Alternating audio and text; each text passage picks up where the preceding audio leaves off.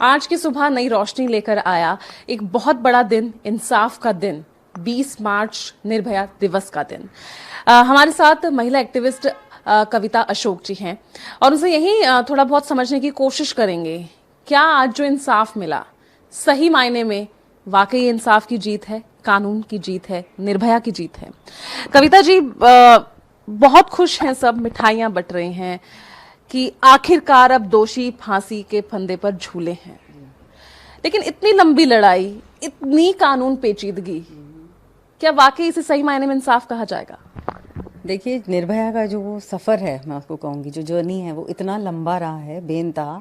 क्योंकि अगर किसी चीज़ को जो बोलते हैं ना, पक के फल के निकलने में 7-7.5 साल हम लोगों को लग गए, तो वो एक तरह से justice delayed is justice denied, मैं ऐसा समझती हूँ। पर आज जब सुबह हम लोग सब बैठे हुए थे, सोच रहे थे कि रात तक भी हम सोच रहे थे कि कहीं कुछ और ना पलट जाए, तो ऐसा एक फियरफुल था। क्योंकि हर बार जैसे ही इसकी डेट आती थी हैंगिंग की, एग्जीक्यूशन की, तो कुछ ना कुछ नया पैंतरा ये जो इनके वकील हैं वो लगा देते थे, सिंह साहब, और कुछ ना कुछ उसमें डिले होता था। तो आज तो सुबह से ये प्रार्थना, रात से ये प्रार्थना थी कि कुछ पलटे ना, बस अब जो है अब होए। तो उस तरह से तो एक तरफ से बहुत सेटिस्फैक्शन है। मैं तो सोचती हूँ कि मुबारक देना चाहिए इन पेरेंट्स को, आशा जी एंड उनके हस्बैंड को, कि खास तौर से बिल्कुल उनके हौसले को, उनकी हिम्मत को। मैं कहती हूँ कि बेइंतहा हौसला रहा है। क्योंकि देखो, जब तक वो अपनी लड़ाई आगे बढ़कर ना लड़ते, तो हमारे जैसे लोग उनके साथ जुड़ के, या मीडिया भी और एक्टिविस्ट भी क्या जुड़ते, तो जुड़ते तभी हैं जब उन्होंने इतनी स्ट्रेंथ दिखाई कि भाई हम अपनी बेटी को इंसाफ दिला के रहेंगे।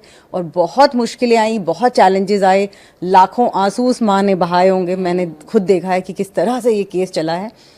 पर फिर भी जो भी है, आप समझिए कि एक जीत है आज मैं मानती हूँ कि एटलीस्ट जो इंडियन वुमेन के लिए ये दिन हमेशा 20 मार्च का एक यादगार दिन रहेगा। क्योंकि इतने इंतजार के बाद जो है वो न्याय मिला है। क्या आज जो इंसाफ हुआ है, क्या आप खुद आज देर रात घर से निकलकर अपने आप को सुरक्षित महसूस करती हैं, या आपकी बेटी लेट नाइट आवर्स में काम कर रही है और वो घर लौट रही है, क्या आप सुरक्षित, आप इत्मीनान से घर बैठी हैं? नहीं, बिल्कुल नहीं। क्योंकि निर्भया का केस सॉल्व होने का और उसको जजमेंट और उसका न्याय होने का मतलब ये नहीं है कि इस देश में जो है क्राइम कम हो गया, या विमेन जो सेफ्टी थी वो रातों रात बदल गई। ऐसा बिल्कुल नहीं है पूजा। क्योंकि हम अभी भी डरते हैं, जब तक फुल ऑन सिक्योरिटी हर लड़की को महसूस नहीं होगी ना इस राष्ट्र में, कि हाँ मैं काम पे जा रही हूँ, मैं आ रही हूँ, मैं स्टूडियो जा रही हूँ, मैं आ रही हूँ, मैं एक्टिविज्म के लिए खड़ी हूँ। रात को 3 बजे लोग तिहाड़ के बाहर खड़े थे सुबह, है ना। तो मतलब कहने का ये कि सुरक्षा जो है वो जब तक हर व्यक्ति को अंदर से महसूस नहीं होगी, हमारे कहने से उसमें कोई फर्क नहीं पड़ता कि आप जाइए। नहीं, इतनी बुलंदी दिखानी भी नहीं है अभी, क्योंकि अभी सेफ्टी पूरी हमारी हुई नहीं है। ये हम चाहते हैं पुलिस हमें एक तरह से हमारा फेथ रेस्टोर करें। चलिए, बहुत बहुत शुक्रिया हमसे बात करने के लिए। तो सबक तो है उन लोगों के लिए जो इस तरह के कृत्यों में शामिल होते हैं और इस तरह की सोच रखते हैं, लेकिन यहाँ जरूरत है कानून को और कड़ा करने की।